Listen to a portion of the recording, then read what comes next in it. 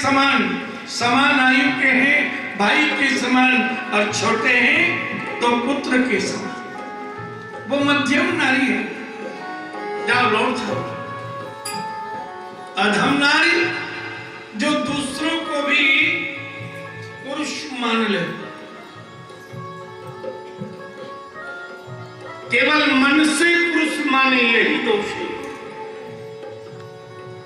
यदि पुरुष हो, स्त्रियों में बैठो, अपने आप को स्त्री मान लो, विकार नहीं आएगा। स्त्री हो, पुरुषों में बैठो, अपने आप को पुरुष मान लो, विकार आएगा।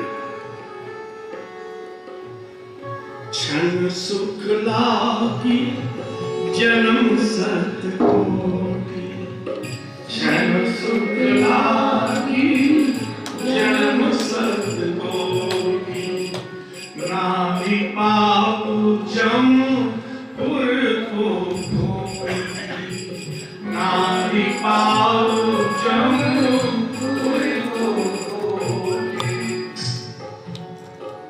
100 करोड़ जन्मों तक एक क्षण सुख के लिए नरक में जाना मुझे प्राप्त कर लोगे।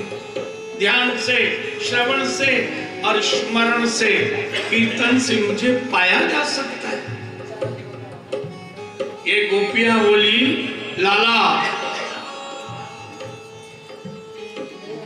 आपने हमें बुलाया क्यों?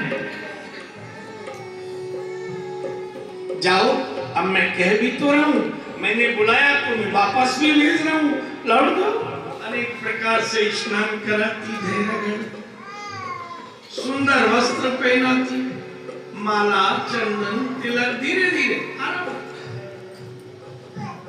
फिर भोजन बनाती, फिर भोग लगाती। सुबह से शाम हो जाती और फिर परिक्रमा करती। सारा दिन सुबह से शाम तक पति की पूजा में निकल जाता है और उस पति आश्रय में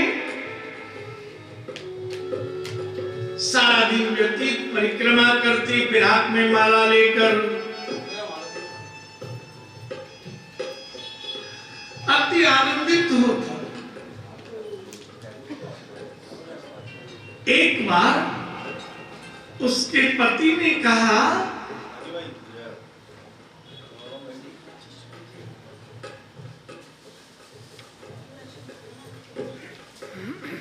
कि मुझे किसी कार्य से बाहर जाना है।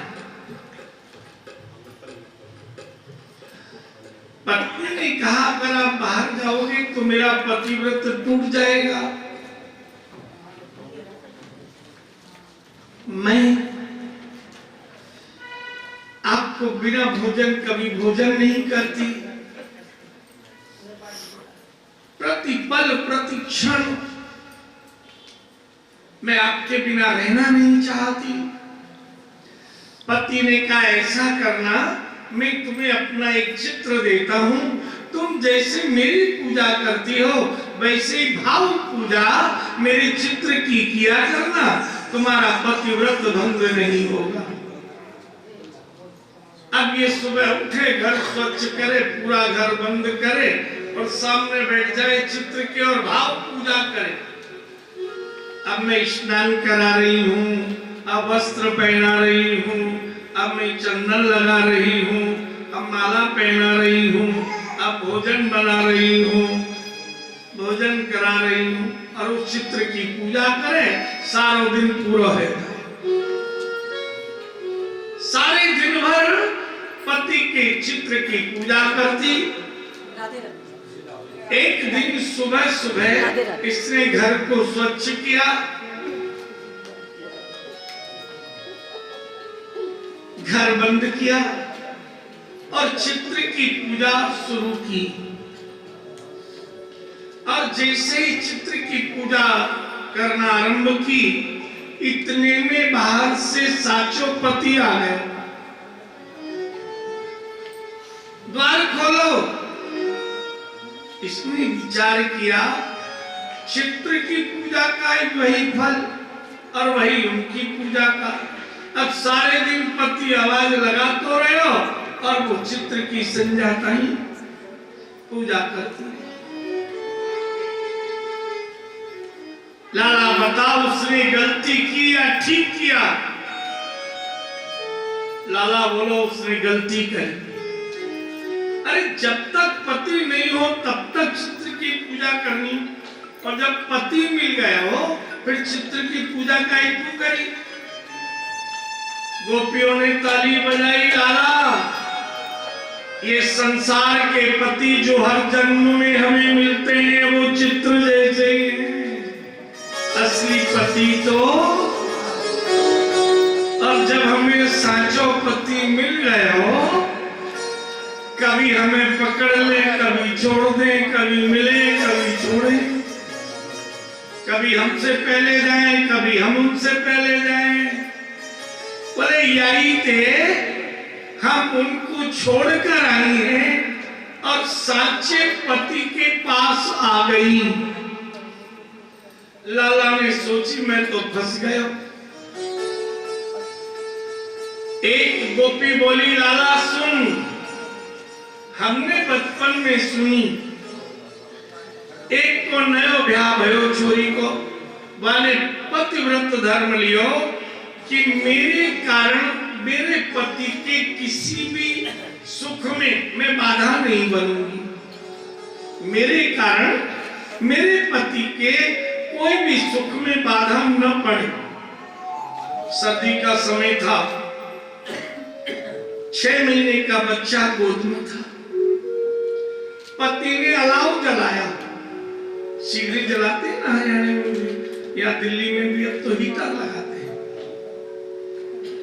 तो अंगीठी जलाई, शरीर गर्म हो जाए, और छोटा बालक, अब मां 6 महीने के बच्चे को गोद में लिए थी। अलाव जला, शरीर थोड़ा गर्म हुआ, पति जांग पे सिर रख के सो गए।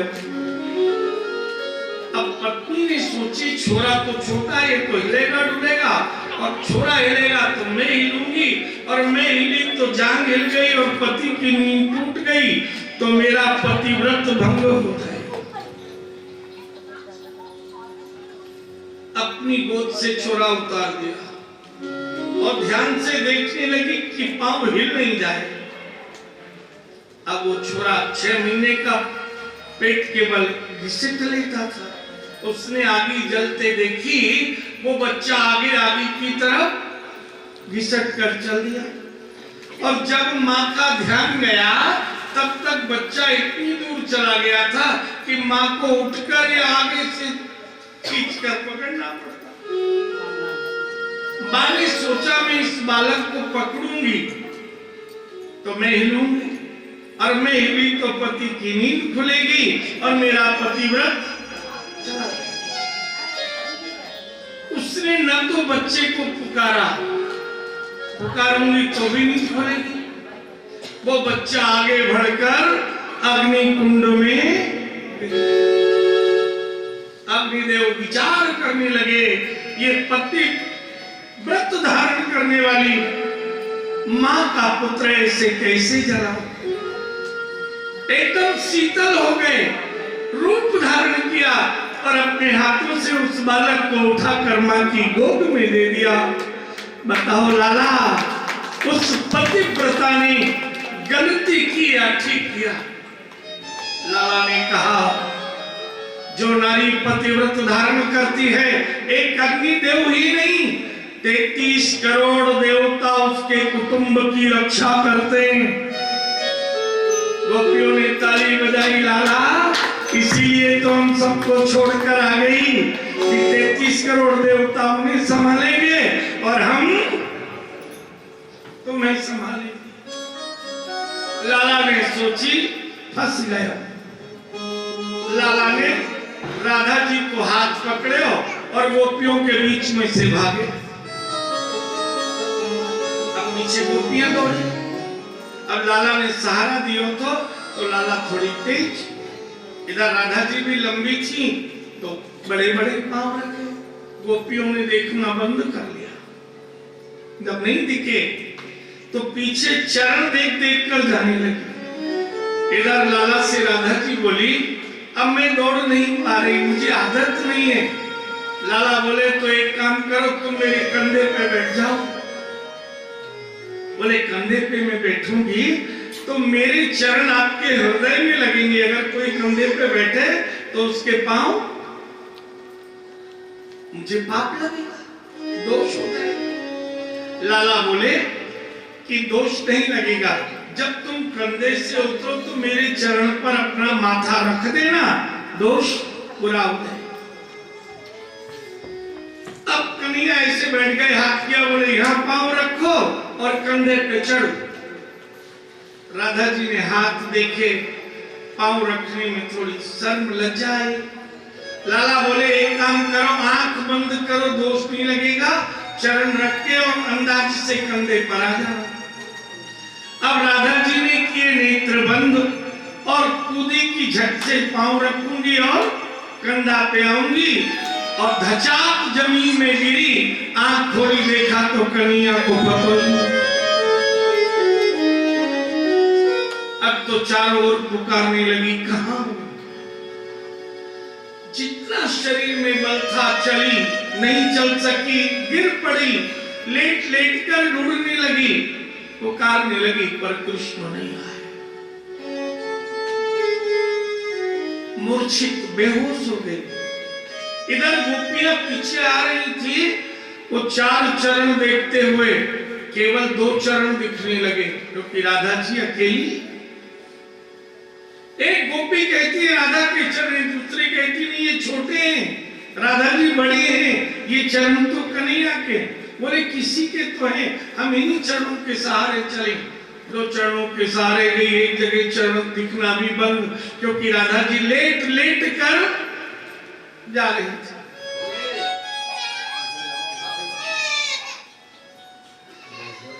आइए महाराज की लीला को हम 2 मिनट की शाम देते। हमारी बेटी आई हुई है और भाग्यवान है ये बेटी, और मैं तो आशीष देता हूँ इस कन्हैया नगर की सभी की भावनाओं को ये पूर्ण करे। जिसको जो भी आशा हो, इसे मेरा राधा गोविंद इतनी कृपा करे, बल दे कि सबकी सहानुभूति में सदैव साथ रहे और इनके किए कार्यों से सबको प्रसन्नता भी हो।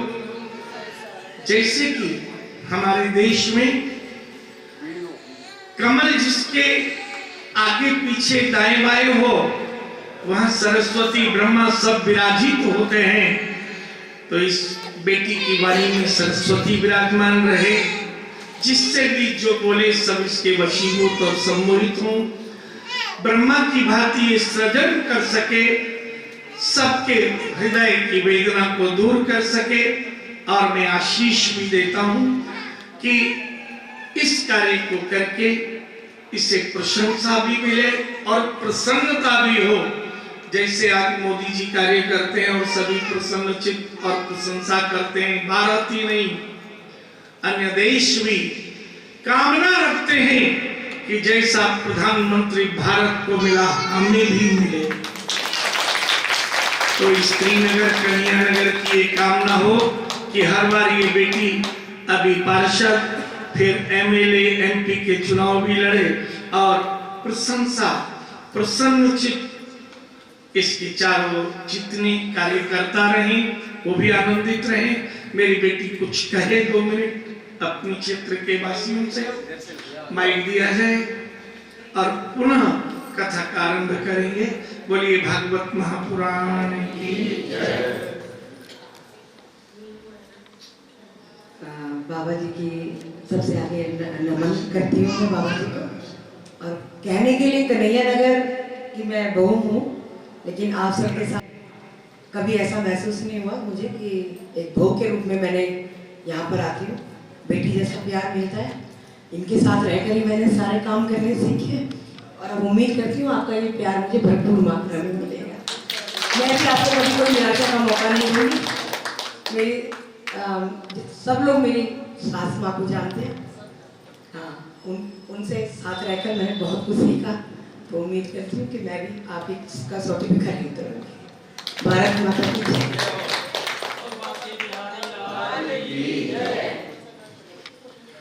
भारत माता की जय।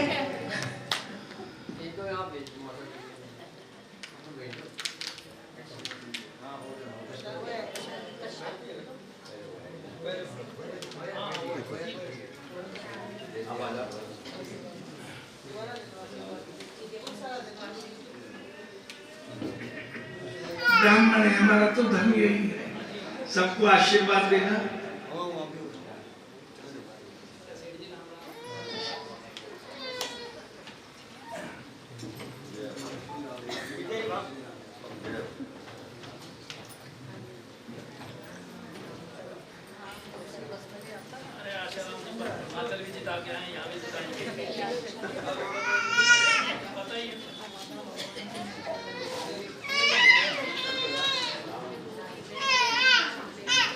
महाराष्ट्र में सभी कन्याएं जो आई थी, गृहिणियां आई थी, सब कृष्ण विरह से व्यथित हो गए। चारों ओर ढूंढा, लेकिन कन्हैया कहीं दिखाई नहीं दिए, किसी की पुकार पर आए नहीं। राधा जी मिल गई, राधा जी को देखा, अरे नहीं भी छोड़ गए। होश में राधा जी को लाए। सभी गोपियों ने पुकारा पर नहीं आया। इन गोपियों ने इतनी व्यथित हो गई कि विरह गीत गाया। 19 गोपियां प्रधान गोपी हैं और इस गीत को श्रीमद् भागवत में गोपी गीत के नाम से जाना जाता है और ये विरह गीत है। शरीर 24 तत्वों से बना है। 5 कर्मेंद्रिय, 5 ज्ञानेंद्रिय, मन, बुद्धि, चित्त, अहंकार, 5 प्राण, ये 19 तत्व जो गतिमान है, एक एक तत्व ने एक एक विरह की वेदना गोविंद से प्रार्थना की। सबसे प्रथम नेत्र रूपी इंद्रिय ने, प्रेम कहां से आरंभ होता है और विरह का आरंभ कहां से होता है? वेदना भी वहीं से आती है और प्रेम का प्रवेश भी। आंख अद्भुत है, भगवान ने बहुत कोमल है लेकिन सबसे शक्तिशाली है। सबसे दूर तक यही जाती है शरीर के अंश के रूप में। और नेत्र कैसे हैं जानते हैं? इसमें 2 प्रकार के आंसू हैं, मीठे और खारे। मिलन के आंसू मीठे होते हैं और विरह के खारे होते हैं, गर्म होते हैं। कभी बह के मुंह में चला जाए तो स्वाद ले ले। आंख कैसी है? आ जाए तो दुख देती है और चली जाए मुंदे नयन कतम कछुआ। अगर आंख चली गई तो फिर कहीं आंख आती है तो कैसी होती है? लाल लाल ट्यूब डालते हो ना, ड्रॉप। बोले क्या हुआ? आंख आ गई, आज तक नहीं आई थी, आज ही आई।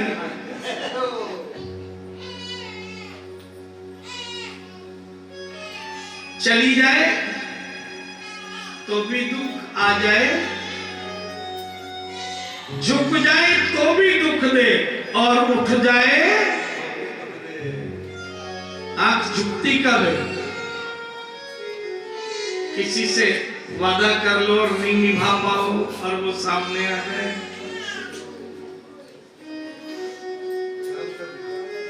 ₹100 दे दो, कल वापस कर दूंगा। 2 दिन नहीं आए और तीसरे दिन दिख गए। लेकिन आजकल के क्वांट भी दिखाते, ये देंगे ना भाई क्या हुआ।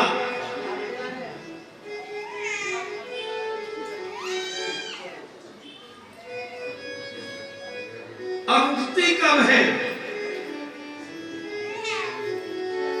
जब क्रोध आता है, स्वयं के शरीर को भी नष्ट करती है और जिसके ऊपर उठे उसे भी दुख देती है। झुक जाए तो दुख दे, उठ जाए तो दुख दे, आ जाए तो दुख दे, चली जाए तो दुख दे। अद्भुत है।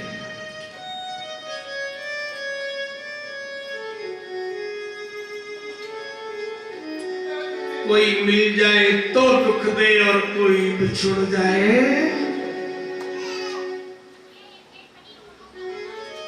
कोई शत्रु मिल जाए तो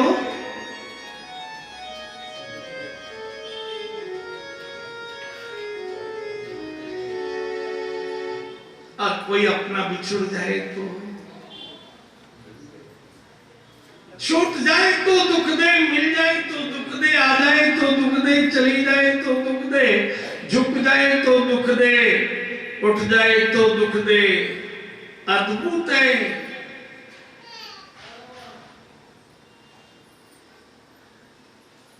नित्य रूपी गोपी कहती है, जयति तेधिकम जन्मना प्रजा श्रयत इंदिरा शाश्वतत्र दयित दृश्यता दीक्षुतावका धृता सवस्त्वां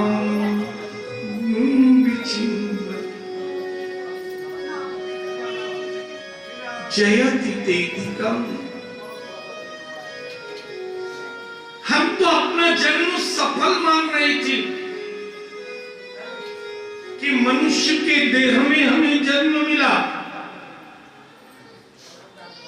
और इन आंखों में गोविंद का दर्शन मिल गया। श्रयत इंदिरा, जिन चरणों को लक्ष्मी दबाती है तो भी लालिमा युक्त हो जाते हैं, वो हमने इस ब्रज भूमि में कंकर करील पुंजों में जहां कांटे बिछे हैं, उन चरणों को दौड़ते प्रसन्न मुख लाला को देखा। श्रयत इंदिरा दीक्षुतावका। हमें लगा ये हमें ही परम सौभाग्य और सुख मिला है। आ जाओ प्रियतम, स्वयं धृता सवस्त्वां विचिन्वते। तुम्हारे बिछड़न में देखो कैसे रो रहे हैं। जिनको दर्शन देकर तुमने सुख दिया, जिनको प्रेम दिया,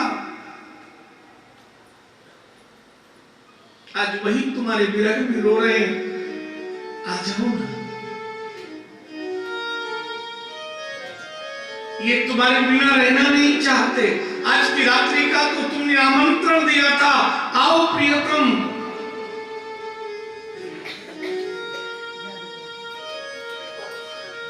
शंकराचार्य जी तो कहते हैं, ये नेत्र रूपी गोपी कहती है, एहि मुरारे कुंज बिहार एहि प्रणत जन बंधो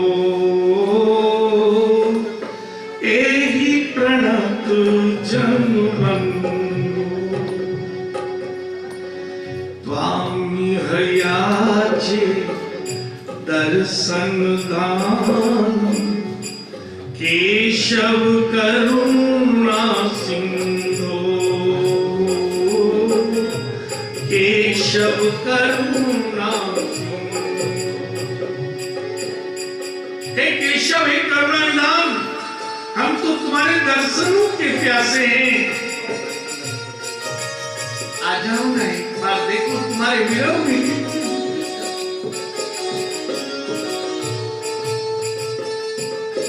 अभी दूसरी गोपी कान रूपी गोपी कहती है, दर्शन पाकर हम तुम्हारे बने, लेकिन तुमने जो बंसी की ध्वनि सुनाई, इतना सुख दिया ही क्यों? कान रूपी गोपी कहती है,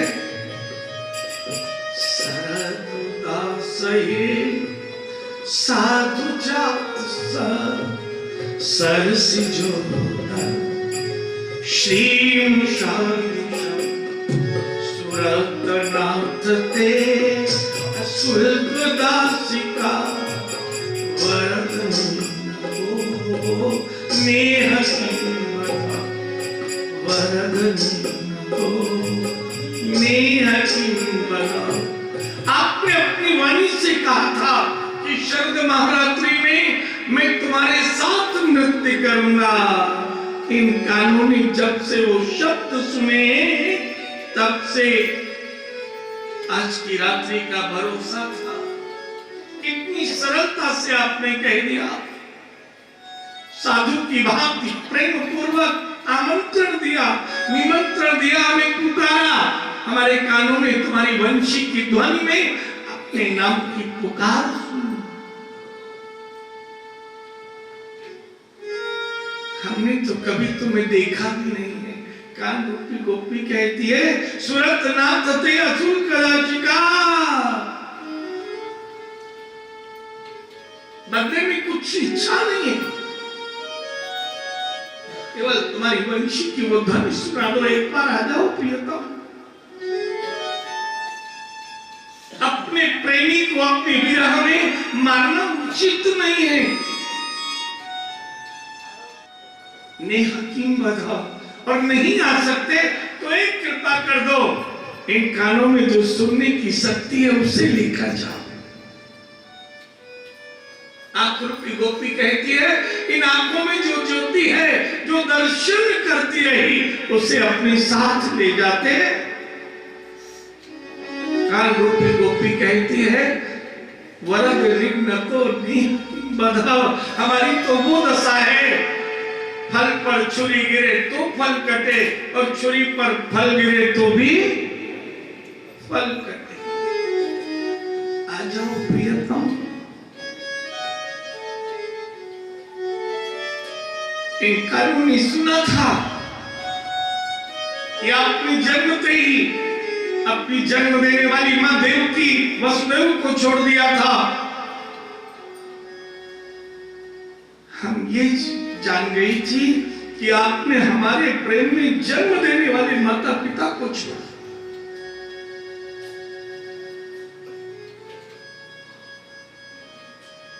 लेकिन कभी कभी हम विचार करती थी, जिसने जन्म देने वाले माता पिता को छोड़ दिया, वो कभी हमें तो नहीं छोड़ देंगे। लेकिन फिर हमारे भाव में एक वेदना रहती थी कि हमारे लिए जब माता पिता छोड़े हैं तो हमें तो छोड़ ही नहीं सकते। आ जाओ प्यारे, जहां भी हो वरद निम्न, एक बार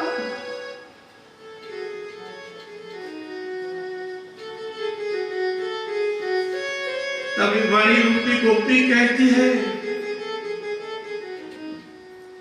विष चलाप्यया व्याल राक्षसा वर्षमाता वैद्युतानला भस्मयात्मजा विश्वतो भया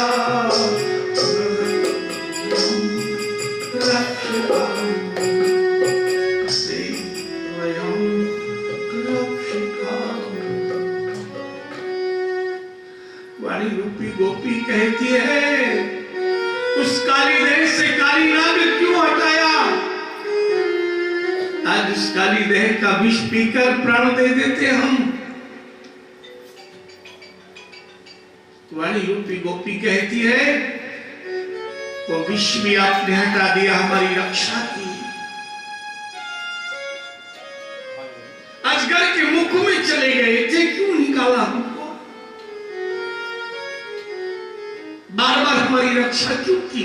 आज विरह में रुलाने के लिए। इंद्र ने क्रोध में वर्षा की थी, प्रलय के जल की वर्षा में डुबा देते, अपने प्रेम में तो पीड़ा नहीं देते, उस दावानल में जल जाने देते। क्यों बचाया तुमने हमें उस जलने से, उस वर्षा से, उस सर्प के मुख से, उस काली दह के जल से क्यों रक्षा की? ऋषभते वयम रक्षिताम, हमने जब देखा बार बार हमें बचा रहे हो, बार बार हमारी रक्षा कर रहे हो, हम तुम्हें अपना रक्षक मान बैठी। आओ प्यारे, तुम रक्षक बनो, भक्षक मत बनो। एक एक अंग में पीड़ा हो रही है प्रियतम, अपने प्रेमियों को पीड़ा देना धर्म नहीं है। और तभी मन रूपी गोपी कहती है, न खलु गोपिका नंदनो भवा, न खिल देहि नाम अंतरात्म विखन साचितो विश्वगुप्तये सख उदेवा सात्वतां कुले सख उदेवा सात्वतां कुले। मन रूपी गोपी कहती है, न खलु, खल कहते हमारा ही खाए हमसे लड़े, हमारा माखन खाया है तुमने। अरे तुम्हें गिरवर मनाकर हमने पूजा की है, हम तो ये समझती थी। मन रूपी गोपी कहती है कि नंद बाबा भोले हैं तो नंद के पुत्र भी, वो यशोदा कितनी भोली गोपी, उस भोली गोपी का आपने दूध पिया है। हम तो समझते थे भोली गोपी का दूध पीकर तुम भी भोले ही होगे। हम तुम्हारी सखियां हैं, तुमने हमारे संग संग खाया है, संग संग खाए और खेले हैं। अगर यही विरह देना था तो क्यों तुम हमारे साथ खाते थे, क्यों हमें खिलाते थे? इतने श्रेष्ठ कुल में जन्म लेकर उस भोली गोपी मैया यशोदा नंद बाबा का कुल ग्रहण कर हमें छोड़कर चले गए। आ जाओ प्रियतम, हम पल पल तुम्हारे विरह में दुख पाती हैं। और तभी बुद्धि रूपी गोपी कहती है, विरचिता भयम विष्णु धूर्यते चरणमीशा शंखते भयम कर सरोहम कांत कामम शिरसि देहिनम श्रीकरग्रहम शिरसि देहिनम श्रीकरग्रहम। बुद्धि रूपी गोपी कहती है, हम आपके आश्रय में आकर निर्भय हो जाते थे, कोई भय नहीं रहता था। आपके जाने पर हमें भय लग रहा है। आ जाओ प्रियतम, हम तो इसलिए आई थी कि हमारे हृदय में जन्मों जन्मों का संसार की माया का विष भरा है।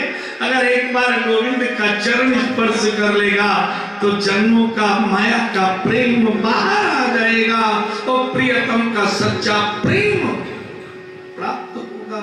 ये विष भरा है, वो विष निकल जाएगा, माया निकल जाएगी। कर सरोवम कर कामदम। एक बार हम तो चाहती थी आपका हाथ हमारे मस्तक पर आ जाए, हमारी बुद्धि पवित्र हो जाए, जो संसार में बार बार लगती है, कभी काया में, कभी माया में, कभी संतान में, कभी व्यापार में, कभी परिवार में, वो प्रियतम में लग जाए, पवित्र हो जाए। आ जाओ प्रियतम, कर सरोहम कांत कामनम, अपने हाथों को हमारे हाथ में दे दो।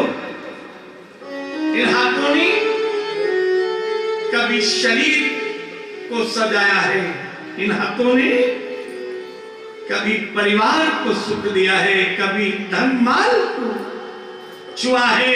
एक बार गोविंद के हाथों में हाथ आएंगे, यही सोचकर आओ प्रियतम आ जाओ। चित्ररूपी गोपी कहती है,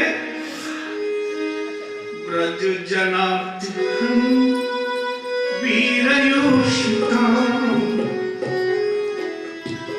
हम तो ब्रजवासी हैं, तुम्हारी कृपा से ही ये जन्म मिला है, तुम्हारी कृपा से जन्म मिला है और तुम्हारी कृपा से तुमसे जुड़े हैं, और तुम ही अलग करो। आ जाओ प्रियतम, हम तो रात्रि में भी प्रतिपल तुम्हारा ध्यान करती है। चित्ररूपी गोपी कहती है, भज सके भवत किंकरी, अपनी दासी बना लो। हमने तो यही जाना था, तुमने हमें अपना लिया है। आ जाओ प्रियतम, एक एक अंग पांचों ज्ञानेंद्रियां, कर्मेंद्रियां, मन बुद्धि चित्त अहंकार, अहंकार रूपी गोपी तो कहती है, हम तो यही जानती थी कि आप जब गौओं से प्रेम करते हो, गायों के साथ वन में चले जाते हो और हमें सुख देने सुबह शाम वृंदावन में लौटाते हो, हम तो प्रतीक्षा करते थे। हम अधिकार से कहती थी, हम कृष्ण की हैं, आओ। कहां? और तभी एक गोपी कहती है, मैंने सुना है कि किसी का यदि हमसे बिछुड़न हो जाए तो उसका ध्यान करके अपना प्राण त्यागे तो उसे अगले जन्म में मिलना ही पड़ता है। हम सब गोपियां, तुम हमसे दूर तो चले गए, तुम्हारा ध्यान करके प्राण त्यागेंगी, अगले जन्म में तो तुम्हें मिलना ही पड़ेगा। सारी गोपियां यमुना के किनारे आई, एक दूसरे को पकड़ लिया ऐसे सहारा देकर, और सभी गोपियों ने कहा, पहले हाथ जोड़कर उनका ध्यान करो और फिर हाथ ऐसे करना, एक दूसरे का हाथ लेके एक साथ प्राण त्याग। अब गोपियों ने हाथ जोड़े, लाला को ध्यान धरो, कैसे दिखते हैं, वंशी बजाते कैसे नाचते हैं, गौचारण में कैसे जाते हैं, कैसे आते हैं, सारे ध्यान रख लिए। और तभी एक गोपी बोली, अपने अपने हाथों को लंबो करो और जयकारो करके प्राण दो। अब सब गोपियों ने यूं हाथ किए, आंख बंद थी, ध्यान किया था, अब हाथ में दो हाथ आ गए। अब वो गोपी ने जयकार कर जैसे ही कूदी, पर वो अकेली कूदी, जो दो हाथ हाथ में थे वो न तो कूदे न कूदने दिया, कस के पकड़ लिया। अब तो ये गोपी बोली, तुम्हें नहीं कूदना तो मत कूदो, मुझे अकेले कूदने दो, छोड़ो छोड़ो। अब हाथ नहीं छोड़ा, चलो अब की बार कूदो। दोबारा जयकार किया और जैसे ही कूदने को वही तो दो हाथों ने पकड़ लियो, नहीं कूदने। अब तो इन सब गोपी ने आंख खोली कि न तो मुझे कूदने दे रही, न ये दोनों कूद रही। और जैसे इधर देखा तो ये हाथ भी कृष्ण के हाथ में और ये हाथ भी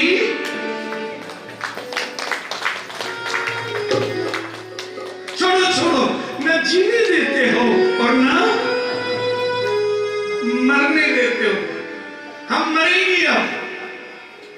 लाला बोले मैं परीक्षा ले रहे हो तो कि थोड़ी बहुत भी माया होगी तो ये घर लौट देंगे, पर ये तो घर लौट नहीं रही थी, मर के मेरे ही घर आ रही थी, तो जो मेरे घर आ रही थी मैं उनके घर आ गया।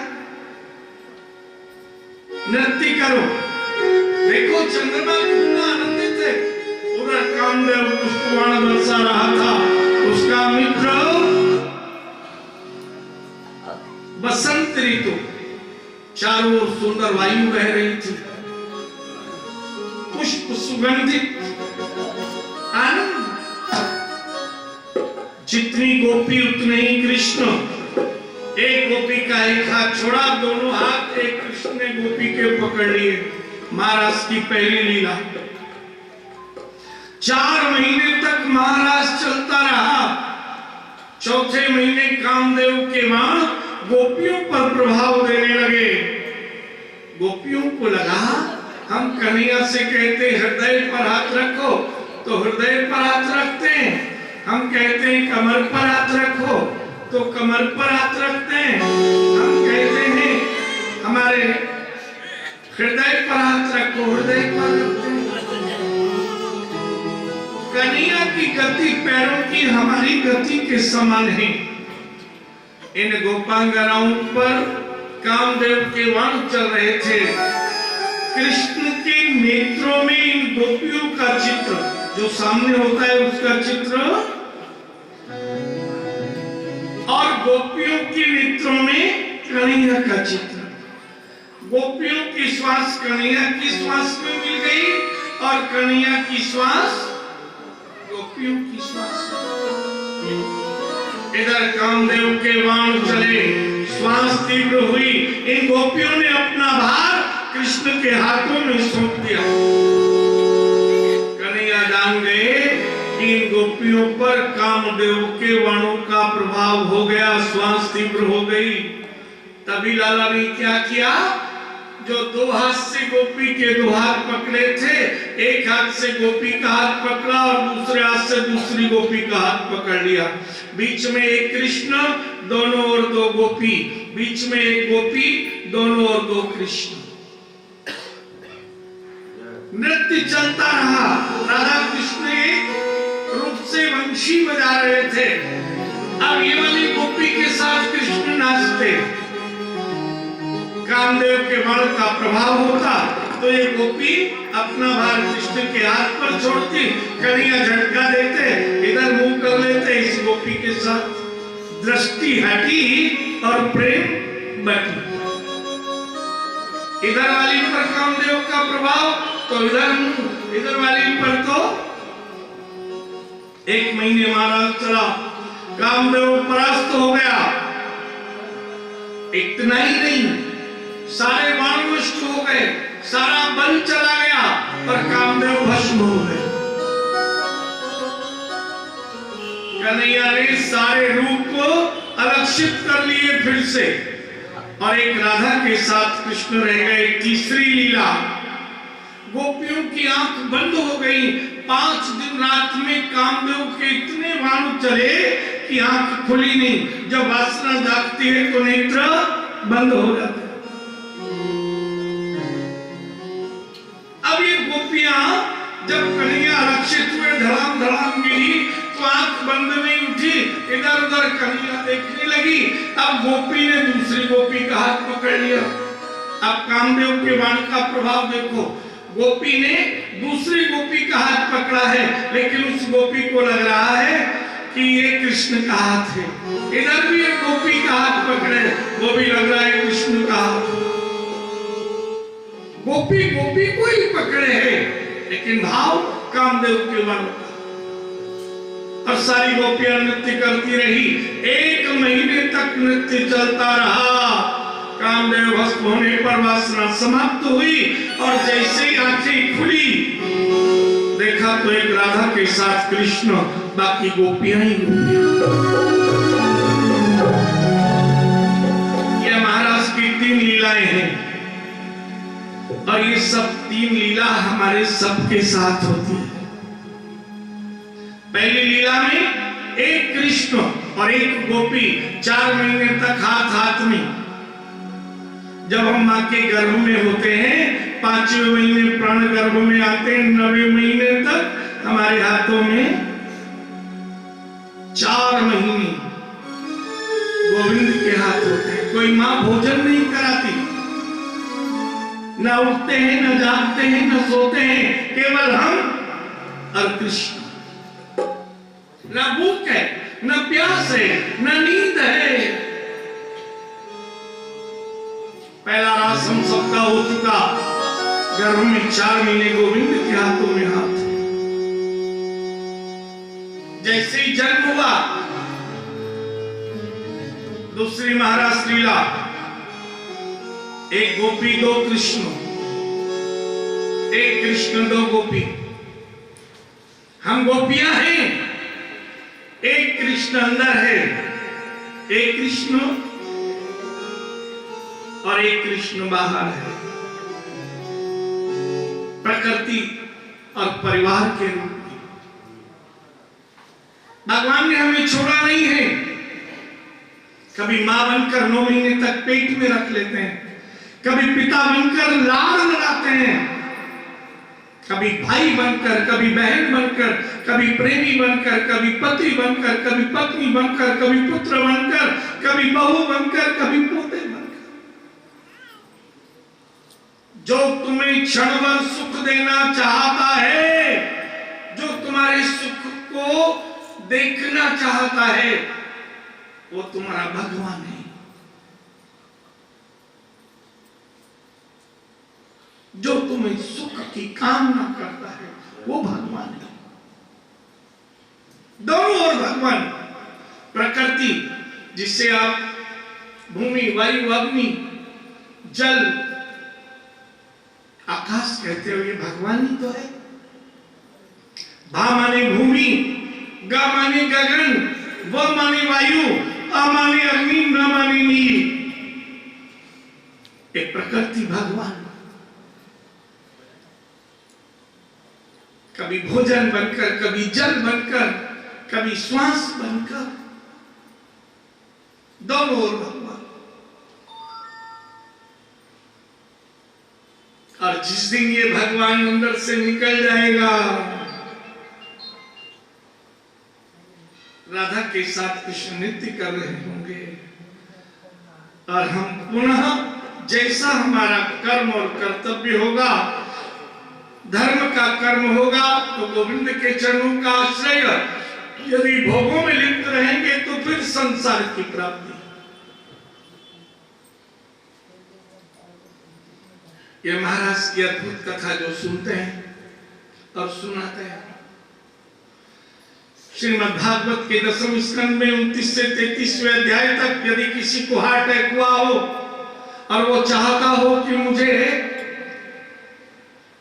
न स्टंट डलवाने पड़े, न हार्ट खोलकर ओपन हार्ट सर्जरी करानी पड़े, तो 40 दिन तक या तो खुद महाराज लीला पढ़े या किसी ब्राह्मण के द्वारा सुने, अथवा अलेक्सा चलिए ना आजकल गोपी गीत की बात करो, 5 गीत, गोपी गीत 29वें अध्याय में है, 10वें स्कंद में पद 29, 30, 31, 32, 33। महाराज 5 में 29 में केवल विरह है, फिर मिलन है, फिर रास है, फिर गोपियों का घर जाना। 40 दिन यदि पढ़ ले तो कभी उसके हार्ट में कोई रोग नहीं है। आज भी सिद्ध है, 100 साल के संत इसे सुनते हैं और ठीक रहते हैं। वर्ष में एक बार केवल सुनो।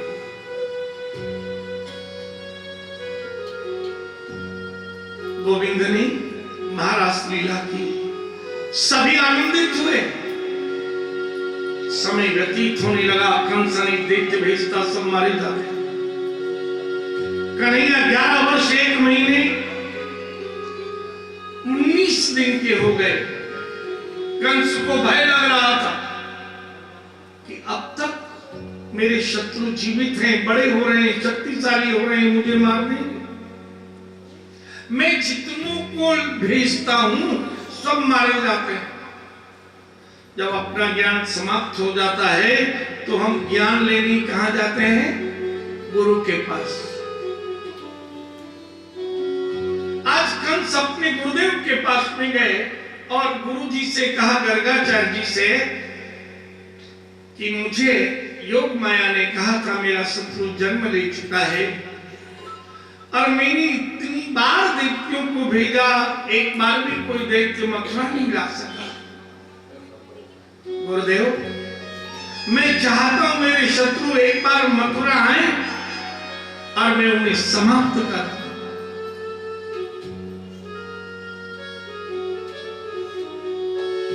आज गुरुदेव ने विचार किया, मां का धर्म है संतान को तन देना, पिता का धर्म है संतान को धन देना, गुरु का धर्म है शिष्य को परमात्मा से मिलाना। गुरु का धर्म है, कंस मेरा शिष्य है और उसे गोविंद से मिलाना मेरा धर्म है। मैं अपने कार्य को करूं। गुरुदेव ने कहा, अब तक तुमने दैत्यों को लेने भेजा है, अगर उनको बुलाना चाहते हो तो किसी भक्त को भेजो। बोले, भक्त तो मेरे काका अक्रूर हैं, मुझसे छुपकर भक्ति करते हैं, मेरे राज्य के खजांची, उन्हें भेज दूं। बोले, बालक जाए, बूढ़ा जाए, स्त्री जाए, पुरुष जाए, ब्राह्मण जाए, ऋषि जाए, मुनि जाए, कोई नहीं जाए तो मैं काका कोई भेजता हूं। इतना कहकर गुरुजी से विदाई ली। रात्रि में अपने रथ के पीछे एक रथ जोड़ा और अक्रूर जी के घर के द्वार के बाहर आवाज लगाई, काका अक्रूर जी। बड़ा आश्चर्य हुआ, कंस राजा है, राजा कहीं जाता है तो राजा के जाने के पहले हकारा जाता है, सावधान होशियार मथुराधिपति महाराज कंस पधार रहे, पर कोई समाचार नहीं। अभी अक्रूर जी स्नान करके यमुना जल से संध्या वंदन कर रहे थे और बाहर से आई आवाज। अब राजा के सामने जाने की मर्यादा होती है। पहले जो बड़े सेठ होते थे, टाटा बिरला आदि, अब तो नहीं रहे सेठ, सब नौकरी हैं, तो नियम था उनके सामने वही जा सकता था। बढ़िया shirt pant boot tie coat, उसके बिना वो किसी से नहीं मिलते थे, ना दरबान मिलने देता था। अब राजा के पास जाना था, रेशम की धोती पहने हुए थे, झट उतारी, चंदन पोंछा, वही अस्त्र शस्त्र वस्त्र धारण किए, महाराज की जय। बोले, अभी अभी तैयार होकर रथ में बैठो। अक्रूरोपिचताम रात्रि, अभी रात्रि पूरी नहीं हुई है, ब्रह्म मुहूर्त है और उसे आज्ञा दे रहे हैं, उसित्वा रथ मास्ताय प्रेयम नंद गोकुलम। अभी सीधे उठो और उस रथ में बैठो, मैं रथ के पीछे रथ लाया हूं और नंद गोकुल में जाओ और वहां नंद के घर में रहने वाले दोनों बालक कृष्ण बलराम को लेकर आओ। अक्रूर जी जानते थे कि राजा कंस उनसे शत्रुता रखता है, मैं लेकर आऊंगा और फिर वो उसमें कष्ट देगा तो पाप मुझे भी लगेगा। ऐसा विचार कर अक्रूर जी बोले, आज राज्य का ये काम है, कल वो परसों वो। कंस ने क्रोध में कहा, आप अभी जाइए, नहीं तो धड़ और मस्तक अलग। और धर्म कहता है यदि कोई तुम्हें कह दे मैं तुम्हें मार दूंगा, उससे मारने का अपराध नहीं लगता। कोई तुम पर आक्रमण करे और तुम आक्रमण करो वो मर जाए तो कोई दोष नहीं होता। रावण ने यही तो पूछा, हनुमान जी ये बताओ तुमने अक्षय कुमार आदि मेरे बहुत से पुत्र और सेना को क्यों मारा? हनुमान जी बोले कि देख जो मर गए उनसे तो मरने के बाद वहीं मिलेंगे, पूछ लेना, और जो टूटे फूटे जिंदा है उनसे अब पूछ ले। पहले उन्होंने मारा फिर मैंने मारा, उन्होंने मारा मैं नहीं मारा, मैंने मारा वो जिन्होंने ही मारा, मैंने उनको ही मारा। तो कथा में यहां तक आता है, 6वें दिन युद्ध में रावण ने कहा कि मेरा और तुम्हारे बल की मैं परीक्षा करना चाहता हूं, एक बार मैं तुम्हें मारूंगा, एक बार तुम मुझे मारो, किसमें बल कितना है। तो हनुमान जी ने कहा पहले तुम मारो फिर मैं मारूंगा, क्योंकि तुम मार दो तो तुम मार चुकोगे, पर मुझे पता है अगर मैंने मारा तुम मर जाओगे तो तुम्हारे मन की ये बात नहीं निकलेगी कि मैं मार नहीं पाया। हनुमान जी ने गुस्सा दिया रावण ने, हनुमान जी तो 10 से मस नहीं हुए, और एक दिया रावण में 4 योजन दूर जाकर गिरा। एक योजन 4 कोस का होता है, तो 16 कोस 32 मील 48 किलोमीटर फरीदाबाद तक तो पहुंच गया। एक गुस्सा तो ठीक वैसे यहां अक्रूर जी ने मना किया, बोले मारूंगा अभी जाओ। अक्रूर जी ने कहा मैं इसका काका लगता हूं, ये पापाचारी है और कुटुंब में एक ही पापी हो तो सारे कुटुंब को कष्ट देता है, एक कांटा लग जाए कहीं तो सारे शरीर में पीड़ा रहती है, ठीक वैसे। और यदि ये मारा जाएगा तो सारा कुटुंब सुखी हो जाएगा। अक्रूर जी को दुख था, इसने अपने पिता को जेल में डाल रखा है, इसने माँ को जेल में डाल रखा है, माता पिता का जिनने पक्ष लिया शूरसेन आदि सारे राजा जेल में हैं, बोले सब छूट जाएंगे। अक्रूर जी ने कहा आज मैं अपने उन प्रभु को देखूंगा जिनकी मैं नित्य भक्ति करता हूँ, पता नहीं कितने जन्मों से मैं उनसे अलग हुआ हूँ और आज मेरा उनका मिलन। शबरी ने यही तो पूछा राम से। राम जी आए बैठे और बोले मुझे भूख लगी है, बोले भोजन तो दूं पर ये बताओ तुम्हारा मेरा नाता क्या है। अधम ते अधम अधम अति नारी, तीन माह में मति मंद आधार। नारियों नीच जाती क्यों, बताओ राम क्या तुम्हारा मेरा नाता है।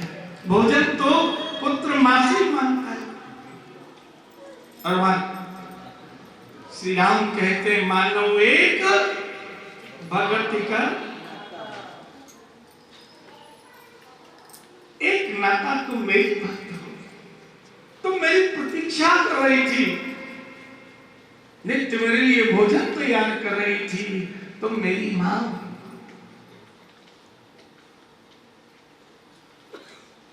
नहीं पता नहीं कितने दिन से बाल बेटा रोज तो लाती भी थी, आज लाई भी नहीं भोजन के लिए, एक दिन के बाद से थे। वेद का नियम होता है आज मीठा कल खट्टा, जैसे रसगुल्ला होता है ना, गर्मी में आज मीठा। अब विचार किया खट्टे नहीं देना है, मीठे देना है, भोग लगाते हैं, लेकिन हमको पता नहीं चलता भोग लगाकर हम जिस काया में भोजन रखते हैं उसमें भी गोविंद है। खिलाने वाला भी वही है और खाने वाला भी वही है। गीता में स्वयं कृष्ण कहते हैं ब्रह्मार्पणम ब्रह्माविर ब्रह्मांगनम ब्रह्मणा उत्तम ब्रह्मैवतेन गंतव्यम ब्रह्म कर्म समाधिना। ब्रह्मा का शरीर, ब्रह्मा का बनाया हुआ भोजन। अब शरीर कर रहा है, हम थोड़ी कर रहे हैं, हम तो है ही नहीं। ठीक वैसे पता नहीं क्या व्यवहार करेंगे। राम जी तो मांग कर खाते हैं और धोना लक्ष्मण को देते हैं। क्या हो गया आज राम जी को, इतने भूख तो कभी नहीं लगी। मैं 13 वर्ष से तो हम साथ हैं, कभी नहीं इतनी भूख लगी। और धोना लक्ष्मण जी ने फेंक दिए पीछे। आज राम का हृदय दुखित हुआ, भाई अब मैं तेरी रक्षा नहीं कर पाऊंगा। तूने आज मेरी भक्तानी का अपराध किया है। और जिन बेरों को लक्ष्मण जी ने फेंका था वही संजीवनी बूटी है और उसी को सूंघ कर ही प्राण रक्षा हुई। तो वो आज भक्त प्रसाद पता नहीं क्या नाता रखेंगे मुझसे। सोचते सोचते मात्र 4 कोस जाना था, लेकिन सुबह से शाम हो गई और पहुंचे हैं वृंदावन। अभी गाय आ गई है वन से, गायों का दूध धुल गया है, बछड़े बांध दिए गए हैं और ग्वाल बाल सब भोजन प्रसाद कर चुके हैं। तब रथ पहुंचा है। कुछ बच्चे बाहर खेल रहे थे, अचानक जोर से चिल्लाए, रथ आयो रथ आयो रथ आयो। मथुरा की रास्ता से जहां वृंदावन आरंभ होता है वहीं नंद भवन था। आवाज सुनी तो कृष्ण बलराम भी बाहर आए। जैसे रथ आके रुका द्वार के पास, कन्हैया ने पूछी आप कौन हो, कहां से आए हो, कहां जा रहे हो? अक्रूर जी बोले इसी गांव वृंदावन में आया हूं, मुझे नंद भवन में जाना है, मथुरा से आया हूं, कंस ने भेजा है। क्यों भेजा? बोले नंद भवन में 2 बालक रहते हैं कृष्ण बलराम, उन कृष्ण बलराम के कंस मामा हैं और कंस मामा ने मथुरा में बहुत विशाल उत्सव किया है। एक धनुष तोड़ेंगे, बड़े बड़े योद्धा आएंगे, खूब आनंद आएगा, इसलिए मामा ने मेला देखने को बालकन को बुलाया।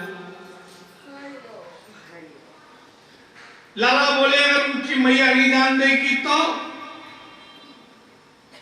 बोले मैं लौट के नहीं जाऊंगा। लौट के क्यों नहीं जाओगे? बोले बिना लिए लौट के गया तो कंस मुझे मार देगा। लाला ने और बलराम जी ने मन ही मन संकल्प किया, हमारे कारण जीवन तो मिलता है पर मृत्यु नहीं मिलती, हम अवश्य जाएंगे। पूछा अक्रूर जी ने कहाँ है नंद भवन? सामने ही था। तो अभी लाला बोले बस जमुना किनारे जाते जाओ जाते जाओ जाते जाओ, 5 कोस बाद एक घर मिलेगा, द्वार पे तुलसी के वृक्ष होंगे और वही नंद भवन होगा। परदेश में पहली बार आए, लाला ने पागल बना दियो।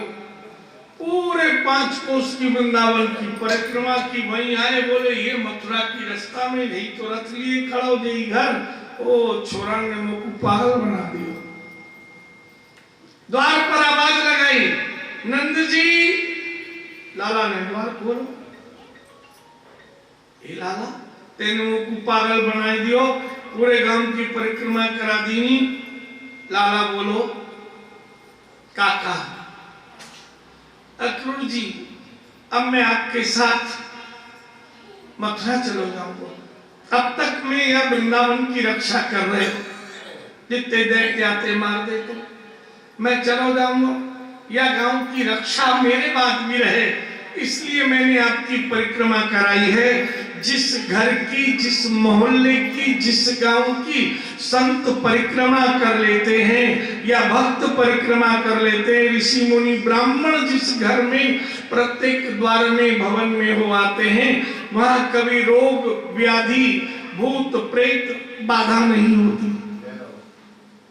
अब इस गांव की रक्षा है जाएगी, यही तो मैंने आपकी परिक्रमा कराई। अक्रूर जी मन में सोची, छोरा तो बड़ा छोटा है पर लगे बड़ा गुणवान। अभी तक मन में कोई भाव नहीं आया, पहचान नहीं। लाला ने द्वार खोलो, अंदर ले आयो, बिठा दियो पीढ़ा पे। अब पहले कभी देखियो नहीं तो मैया पीछे से सुनने लगी, कौन मेहमान आ गए न देखें तो। और तभी कन्हैया ने पूछी, आप कहां से आए हो? लाला मैं तो मथुरा से आया हूं। क्यों आए हो? कृष्ण बलराम को लेने आए हूं, मामा ने बुलाया, धनुष टूटेगा, बड़े बड़े योद्धा आएंगे। मैया बोली, हमारे छोरा तो हम ग्वालिया है, गाय चरानो हमारो काम है, धनुष तोड़नो हमारो काम नहीं है, मैं तो छोरान को नहीं भेजू। अब अक्रूर जी ने सुना मैया नहीं भेजेगी, और तभी लाला ने कही मैं बाबा को लाऊंगा की खिड़क से। कन्हैया आनंद बाबा के पास आए और बाबा से बोले, अक्रूर जी आए हैं मथुरा से। अक्रूर जी को जानते थे, कंस के खजांची थे, हमेशा लगान दिया करते थे अपनी भूमि का। मित्र हैं और ऐसा विचार करके नंद बाबा चल दिए। और तभी लाला बोलो, हमारे मामा लगे, कंस हमको बुलायो है, हम जाएंगे मथुरा। नंद बाबा ने तो मन में संकल्प लिया था, जो कृष्ण कहेंगे वो मैं करूंगा। लाला तेरी इच्छा है मथुरा जाने की? हाँ बाबा मैं जाऊंगा। बोले ठीक है, मैं मैया से कह दूं, वो तैयार कर देगी, चलो जाओ। अब बाबा ने हाँ भर ली, मैया नहीं कर रही थी। अब बाबा ने हाँ कर ली तो जाने को मिले। अक्रूर जी के पास आए, चंदन मंदन अभिनंदन हुआ, आने का कारण बताया। रात्रि में अक्रूर जी को भोजन करा के सुलाया। कृष्ण बलराम को तैयार करने के लिए यशोदा रोहिणी जी को कह दिया। अब बाबा ने ही कह दी कि मैं ले जाऊंगा, संग में जाऊंगा, मेला दिखा के ले आऊंगा। मैया बहुत बोली, कंस शत्रुता रखे, बोले कुछ ना होएगा, चिंता मत करे, मैं जाऊंगा। अब संग के पास सखा लाला बाहर आए, उनसे आके बोले कि बाबा ने हाँ कर ली है, मैया तैयार करेगी और हम तो जाए। पांचों सखा बोले, लाला हमको भी ले चल, तेरे भरोसे हम भी शहर देख आएंगे, मेला देख लेंगे, गरीब ग्वाल है, तेरे दोस्त है भैया। लाला बोलो, नाना मेरे मामा है। मन सखा थोड़ो तेज हो, वो लाला से बोलो एक बात बता, तेरी मैया को हम कहा कहें? बोले मैया, वो लगे तभी तो कहें। तेरे बाबा को कहा कहें? बाबा लगे तभी तो कहें। जब तेरी मैया हमारी मैया, तेरे बाबा हमारे बाबा, तेरो देख भैया ले चल। लाला बोलो तो ठीक है, देख फटे कपड़ा में नहीं ले जाऊंगा। अब छोरा संग के इतने गरीब है, पजामे में एक पैंचा तो पजामे जैसा, एक नेकर जैसा, आगे से कुर्ता, पेट के नीचे कोई हिस्सा ही नहीं, पेट दिखे और पीछे पूरा कुर्ता।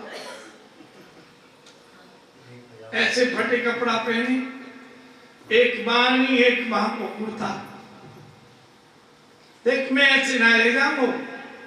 अब ये पांचों ग्वाल बाल गए, अपनी मैया से कही कि गांव में जिसके नए कपड़ा बने हुए हमारे नाप के से, तो मांग के ले आओ, हमको मेला जाना, 2 दिन बाद वापस कर देंगे। अब इन गुजरी को पता चल गो लाला अक्रूर जी के संग जाए हो। सबने सभा करी, हम नहीं जाने देंगी, कंस शत्रुता रखता है। आधी रात में ये गुजरी जमुना जल से स्नान किया, नंद भवन को घेर लिया। प्रातः काल उठे अक्रूर जी, जमुना जी पर गए और जमुना जी पे जाकर 4 घड़ा तो जल के भर लिए, रास्ते में बच्चा को प्यास लगे तो पिया दिए। घड़ा भर के रख लिए रथ पे। नंद बाबा आके बैठ गए। अब गोपियां चारों तरफ से देख रही थी दूर दूर। अभी उजालो नहीं भयो। इतने में 5 सखा उनकी मैया ने तो कपड़े दिए ही नहीं, बोले हम जाने ही नहीं देंगे तो हमारे छोरा भी नहीं जा पाएंगे, तो तैयार नहीं करे। उनने देखो रथ तैयार, बैल जुड़ गए तो 5 छोरा भी रथ में आए गए बाबा के पास बैठे। और जैसे ही कृष्ण बलराम आए, चारों ओर से गोपियों ने हम जाने नहीं देंगी।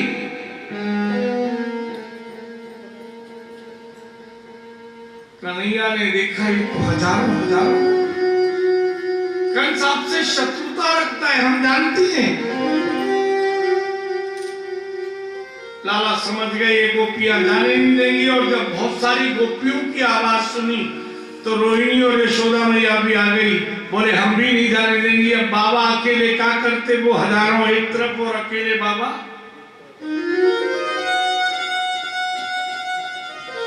लाला ने योग माया का आश्रय लिया, जान गए नहीं जा पाऊंगा।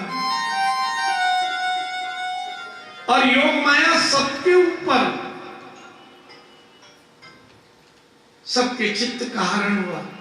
लाला रथ से उतरे और बोले ओ मैया यशोदा, मैं भूल गया, आज तो विशेष उत्सव को दिन है, याद तो किसी संत महंत भगत अतिथि ब्राह्मण को जरूर अपनी चीज दान करनी। आप लोग करते हो ना, जब संक्रांति आती है तो ब्राह्मण के घर खिचड़ी, मूंग की दाल, चावल की, नमक, घी, रेवड़ी, गजक की देते हो। क्यों देते हो? गर्मियां होती हैं, जेठ एकादशी को ब्राह्मण के घर सुराई, घड़ा, मीठा, रस, चीनी, रूह अफ़ज़ा की बोतल, पेप्सी की बोतल, फ्रूटी का डिब्बा देते हो ना। 1100 तरबूज, खरबूज, आम क्यों देते हो? ये मत कहना हमारी सास देती थी तो हम भी देते हैं, पता होना चाहिए। ये गर्मी की ऋतुओं में शीतल भोजन करते हैं हम। हमारा शरीर एंटी क्लाइमेट है, वातावरण के विपरीत। जैसे जैसे गर्मी बढ़ेगी शरीर उतना ही चिल्ड, ठंडा होगा। इसीलिए गर्मी में हमें ठंडा भोजन अच्छा लगता है कि अंदर से हम ठंडे हैं। एक गिलास में फ्रिज का पानी डालो, उस गिलास को पसीना आ जाता है। और गर्मी में आप बाहर निकलो तो आपको पसीना आ जाएगा, क्योंकि आप अंदर से चिल्ड हो। और जैसे ठंड बढ़ेगी तो मुंह से धुआं निकलेगी, भाप निकलेगी, क्योंकि आप अंदर से गर्म हो। अंदर से हम गर्म हैं, बाहर प्रकृति ठंडी है, तो हमको गर्म भोजन अच्छा लगता है।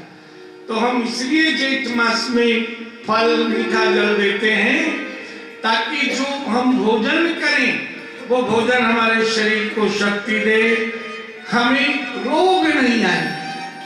सर्दियां शुरू होती है तो मकर संक्रांति पर माघ मास में हम खिचड़ी देते हैं, गर्म भोजन है। गजक, ये गर्म भोजन है, तिल, ताकि हम जो भोजन करें वो हमें शक्तिशाली बनाए।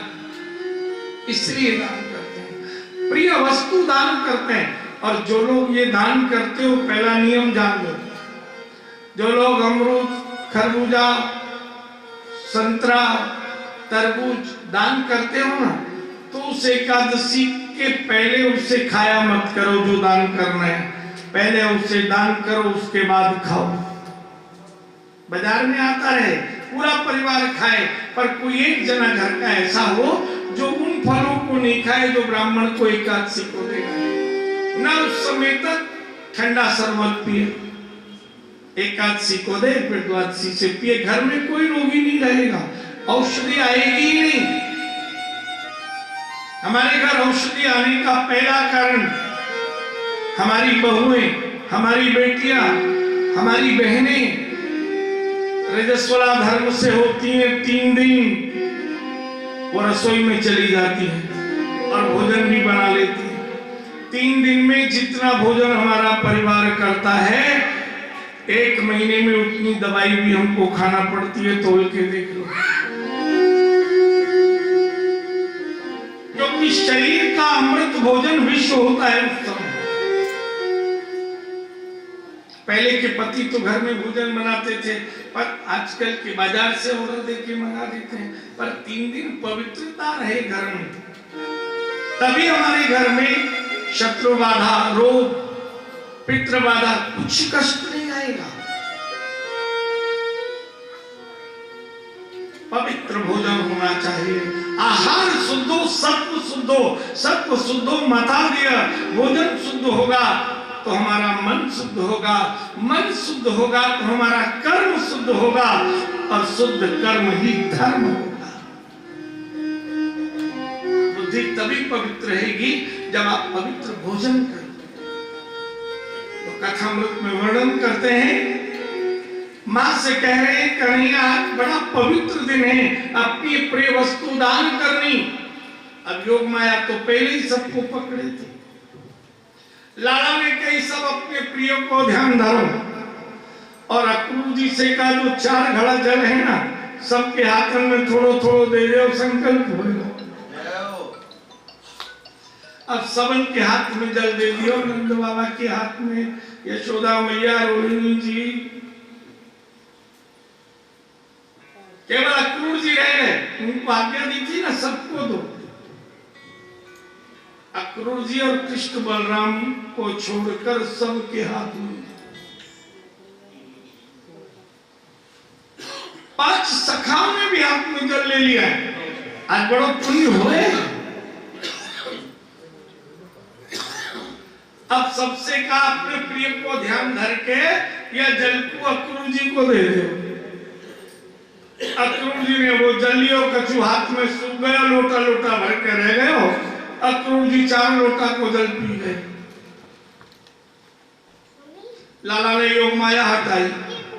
मैया यशोदा से पूछी, आपने किसको ध्यान धरो? लाला हमने तो 13 ही धर लियो। रोहिणी जी आपने? बोले मैंने भी तुम 2 ही को धर लियो। गोपियों से पूछा तुमने? बोले लाला 13 ही धरे हो। राधा जी से पूछी, 13 ही धरे हो। 5 सखा से पूछी, नंद बाबा से, 13 ही धरे हो। ओरी मैया सबने मिलके मोकू अक्रूर जी को दान कर दिया। और दान की वस्तु को देखनो और घर में रखनो दोष हो। अब तो मैं यह काम में रह नहीं सकती। अब ये गोपियां रोना शुरू करती हैं, लाला तूने छलिया बन के हमको छल लिया। और यहां एक नाम पड़ा छलिया। गोपियां रोक नहीं सकती थी, क्योंकि दान कर दिया था अपने हाथ से। रथ में कृष्ण बलराम 5 सखा बोले लाला तोरे संग मेला देख के हम वापिस आ जाएंगे, हमने तेरा संकल्प कर लिया। श्याम सुंदर मेरे कन्हैया चले, श्याम सुंदर हो मेरे कन्हैया चले। अरे कोई तो रोको, कोई तो हो जिसने संकल्प ना किया हो। आज जा रहे हैं वो। एक गोपी तो रोकर कहती है, किसको बिनती अब अपनी सुनाऊंगी मैं, किसको बिनती अब अपनी सुनाऊंगी मैं, दिल का टुकड़ा अब किसको बताऊंगी, दिल का टुकड़ा किसको बताऊंगी मैं, कैसे भूलूंगी भोली सूरत श्याम, कैसे भूलूंगी भोली सूरत श्याम, कैसे भूलूंगी। की बात कहती थी वही तो सुनते थे और कोई सुनता ही नहीं था। एक गोपी बोली मैंने तुम्हें अपने जीवन का सर्वस्व मान लिया था, मेरी नैया के देखो भैया चले, मेरी नैया के देखो कि भैया चले। श्याम सुंदर तो मेरे कन्हैया चले, श्याम सुंदर हो मेरे कन्हैया चले। एक सखी तो कहती है कैसे जिएंगे मैं, मेरे जीवन के थे वो सहारे सखी, मेरे जीवन के थे वो सहारे सखी। मेरे नैनों के वो श्याम हो प्यारे सखी, मेरे नैनों के वो श्याम प्यारे सखी। कौन आकर सुनेगा मेरी दास्तां, कौन आकर सुनेगा मेरी दास्तां। आज गोकुल के माखन चुरैया चले, आज गोकुल के माखन चुरैया चले। श्याम सुंदर हो मेरे कन्हैया चले, श्याम सुंदर हो मेरे कन्हैया चले। मैंने तुमने अपने जीवन का सर्वस्व मान लिया था, इसको माखन और मिश्री खिलाऊंगी मैं, और इसको माखन और मिश्री खिलाऊंगी मैं। कौन मेरे को अब सहारा देगा, कौन आएगा सपने में, कौन माखन मिश्री खाएगा खिलाएगा। एक गोपी तो रो कर कहती है कैसे रहूंगी मैं, श्याम के बिन सखी सुना जीवन मेरा, श्याम के बिन सखी सुना जीवन मेरा। राधे रानी के प्रियतम कन्हैया चले, राधे रानी के प्रीतम कन्हैया चले। श्याम सुंदर हो मेरे सवैया चले, श्याम सुंदर हो मेरे सवैया चले। कैसे जिएगी राधे रानी अब? अरे कोई तो रोको। एक सखी बोली मैंने भले ही दान कर दिया, मुझे नरक में जाना पड़े पर मैं कैसे जाऊं, कैसे रहूं? इसको सावन में झूले झूलाऊंगी मैं, इसको सावन में झूले झुलाऊंगी मैं। गीत गा गा के किसको सुनाऊंगी मैं, गीत गा गा के किसको सुनाऊंगी मैं। प्यास कैसे बुझेगी ये मन की सखी, प्यास कैसे बुझेगी ये मन की सखी। कृष्णानंद के धीरज बधैया चले, कृष्णानंद के धीरज बधैया चले। छोड़ ब्रज से वो वंशी बधैया चले, छोड़ ब्रज से वो बंसी बधैया चले। कौन झूला झूलेगा, कौन आएगा, किसे छोटा देंगे, कौन मुरली सुनाएगा, कौन वंशी बजाएगा, कोई तो रोको। रथ चला गया, ये गोपियां रोती रह गई। रथ जा रहा था, रुदन सुना था, अक्रूर जी मन में दुखित हो गए। अक्रूर, तेरा नाम अक्रूर नहीं होना चाहिए, तू तो क्रूर है, हजारों प्रेमिकाओं के प्रेमी को छुड़ा कर ले आया। एक माँ रो रही थी, एक पिता रो रहे थे, एक प्रेमिकाएं रो रही थी, तू तो क्रूर है। अक्रूर जी ने संकल्प किया मार्ग में यमुना मिलेगी, कूद कर प्राण दे दूंगा, पर कृष्ण बलराम को जिससे मैंने दान में लिया है कंस के हाथों में नहीं दूंगा। यमुना आई, लाला से बोले आप कहो तो मैं संध्या वंदन कर लूं स्नान करके। लाला तो मन की बात जानते थे, अस्त्र शस्त्र वस्त्र पहने ही यमुना में कूद गए। लेकिन भगवान ने आज संजय जैसी दिव्य दृष्टि दी। बंद आंख में भी दिखा कि यमुना में वही रथ कृष्ण बलराम सखा। अरे घोड़े चल के यमुना में आ गए, बाहर आए तो रथ, अंदर जाए तो रथ। 2-3 डुबकी लगाई तो लाला बोले अगर स्नान है गए होए तो मथुरा हम चले। और जैसे इधर उधर देखा तो रथी रथ कृष्ण बलराम सखा। ये तो साक्षात ब्रह्म है। अक्रूर जी ने स्तुति की, रथ चलाया दौड़ाया और अपने भवन में लाकर कृष्ण बलराम को छोड़ दिया 5 सखाओं के साथ। और कंस को समाचार देने गए मैं कृष्ण बलराम को ले आया। अब अक्रूर जी तो गए कंस के पास। 5 सखा बोले लाला कल मेला देख रहे हैं, नेक बाजार घुमा दे, कहीं से कपड़ा लगता दिवा दे। अब ये 5 सखा सजे हुए नहीं, फटे कपड़ा पहने। तो कृष्ण बलराम बोले हम आगे आगे चलेंगे, तुम दूर दूर पीछे चलना, साथ नहीं चलेंगे। कई बार होता है ना ऐसा। एक बार एक स्कूल में छोटी बहन को लेने बड़ी बहन गई छुट्टी कराने, कोई काम था और वो घर के कपड़े पहन गई, साधारण जो रोज घर में पहनते थे। अब वो बहन ले गई। दूसरे दिन पूछा एक सहेली ने कि कल तुमको जो लेने आई थी वो कौन थी? तो शर्म आ रही थी ये कहने में कि मेरी बहनें, क्योंकि अच्छे कपड़े नहीं पहने थे।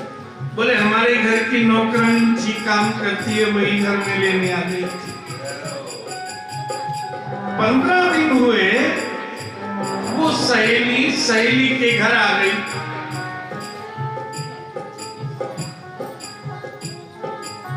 बड़ी बहन जी मिल गई। ए भाई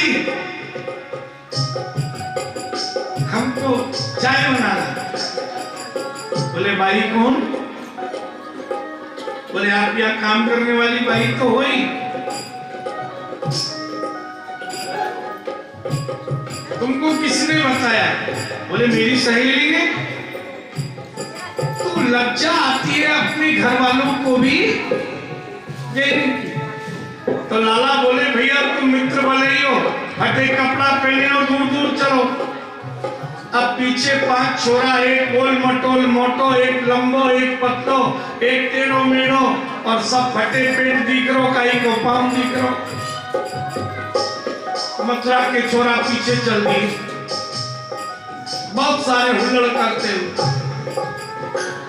सामने से आज जैसे ही कंस को समाचार मिला है कि कृष्ण बलराम आ गए, तो उसके मन में था कृष्ण बलराम जितने अच्छे कपड़े पहने हो मैं भी वैसे ही कपड़े पहनूंगा। तो जितने कपड़े थे इसने अपने सारे कपड़े अर्जेंट धुलाई के लिए धोबी को दे दिए। केवल एक चूड़ीदार पजामा बचाया बस। अब अर्जेंट धुलाई में धोबी सारे कपड़ा ले लो, संध्या को दे दे, वो कल मिला। इधर से वो धोबी अर्जेंट धुलाई के कपड़े ले जा रहे हो। वो टेढ़ो मेढ़ो मन सखा बोलो लाला लगे कपड़ा क्यों ढेर? लाला बोले तुम पीछे रहो मैं जाऊं। लाला बोले आपके पास कपड़े हैं, हम अपनों परिचय दें। कंस हमारे मामा हैं, अक्रूर जी हमको लेके आए हैं, हम वृंदावन से आए हैं, मेरा नाम कृष्ण है, ये बड़ो भैया बलराम है, 5 सखा संग आए, फटे कपड़ा है, इनको कपड़ा नाप के दे दो, कल मेला देखेंगे, कल संध्या को वापिस कर देंगे। ये तृणावर्त दैत्य का भाई था। कृष्ण ने तृणावर्त को मारा था। बोले कृष्ण तेरो ही नाम है यशोदा को। तृणावर्त भाई को मार दियो वो मेरा नाम धोबी है। एक ही पछाड़ में बलराम जी से पहचान गए ये त्रेता को वही धोबी हो जिसने अपनी पत्नी को घर में नहीं आने दियो। बोले तू कल कीर्तन में गई अब तू वहीं जा। मैं कोई राम थोड़ी हूं जो एक साल रह आई जानकी रावण के घर फिर ढाली हूं। राम जी ने सुन लियो कलंक लग रहे हो जानकी को। लक्ष्मण जी के द्वारा वाल्मीकि आश्रम में छोड़ा। मर्यादा पुरुषोत्तम है कि मेरे कारण किसी को कलंक लगे अपमान हो।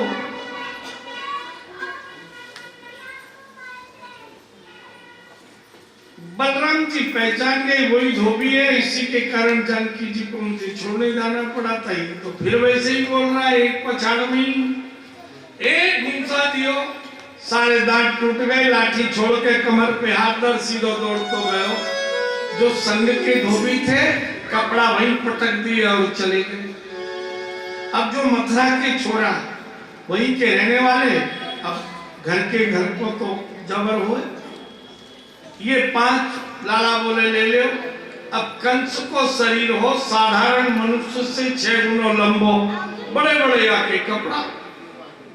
अब जो शहर के छोरा थे हीरे जवाहरात सोने चांदी लवो भयो सब कपड़ा को ले गए। वो तो बलराम कृष्ण बीच में पड़े तो 3 कपड़ा मिले बस। एक कंस को चूड़ीदार पजामो, एक शेरवानी और एक बाको साफा पगड़ी। अब फटे कपड़ा पहने थे बच्चे हंसते थे। बाकी सब छोरा ले गए लूट। अब उन छोरा ने सोची ये परदेसी हैं 3 कपड़ा इन पे रह गए ये भी किसी तरह तो 10 भी छोरा संग में हो गए जिन्हें कपड़ा नहीं मिले।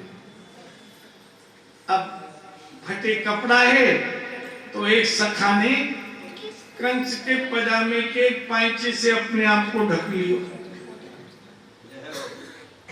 2-4 छोरा और घुस गए भाई पांचे में बड़ा हो। बीच को नेपा रह गए और दूसरे पांचे में 4-5 छोरा 5 इधर चले और नेपा पकड़े भाई। पाँव में पाँव लड़ जाए तो इधर के ढचा किधर के हंसी उड़ा। जो शेरवानी ही सबसे लंबा श्रीराम 5-6 छोरा संग में कर लिए और बटन लगा दिए। अब बोले दाएं चल बाएं चल गड्ढा है और लंबो पाँव गलती है जाए तो सब ढचा। जो ये टेढ़ो मेढ़ो हो या किसी ने संग में नहीं रखे हो या के पूरे शरीर पे फेंटा लपेट दियो साफा। जैसे कोई पूरा जल जाए तो डॉक्टर पट्टी बांधे काहे फुल लपेट दियो। फिर भी बड़ा लंबो साफा रह गए तो आगे यूं चले साफा यूं चले छोरा पकड़ ले तो गिर जाए। लाला बड़ी हंसी हरी है भैया अच्छे कपड़ा कराए दे।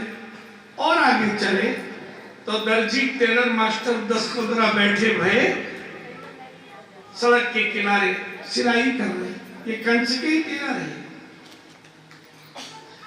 कन्हैया सबसे आगे गए। ये राम जी को भगत हो राम रूप में दर्शन दिए झट चरणों में गिर पड़े मेरे प्रभु। बोले एक आज्ञा है मेरे संग के 5 सखाएं। ये 3 कपड़ा हमारे पास है कंस के इनको काट के नाप के बना दो। एक जोड़ी अब पहरा दो एक कल मिला में पहन लेंगे। कपड़ा इन पे फटे हैं ना